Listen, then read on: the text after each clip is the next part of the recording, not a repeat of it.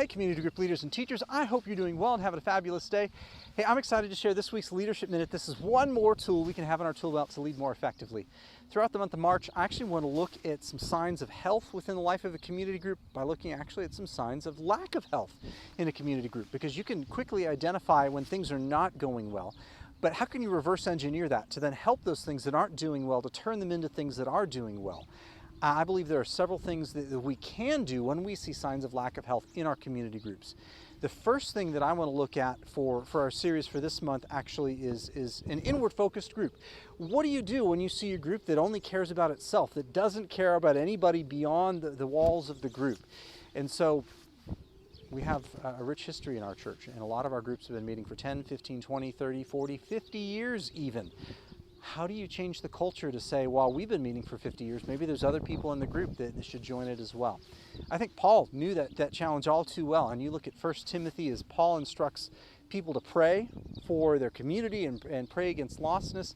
Paul says in 1 Timothy 2, to instruct people in your church in Ephesus, Paul was telling Timothy to pray, to instruct the leaders in Ephesus to pray for lost people, to pray for people in places of authority, to pray for people who are in governing positions, and pray for everyone else, ultimately, because God's desire is that none would perish, but everyone would come to know the truth of who Jesus is and what Jesus came to do. So I would encourage you to look at 1 Timothy 2, 1 through 7. And as you look at that passage, you see Paul's heart for prayer and intercession. In an antidote, maybe if your group, you look around the circle and everyone really is invested in them, but they're not looking beyond themselves.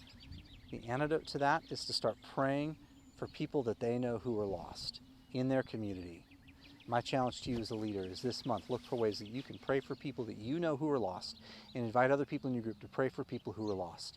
As you do so, I believe you'll see that culture shifting from an inward focus to an outward focus. If you have any questions about this Leadership Minute or anything else, please feel free to reach out to me, shoot me a text or an email. I look forward to seeing you again soon for another Leadership Minute. Hey, blessings, friends.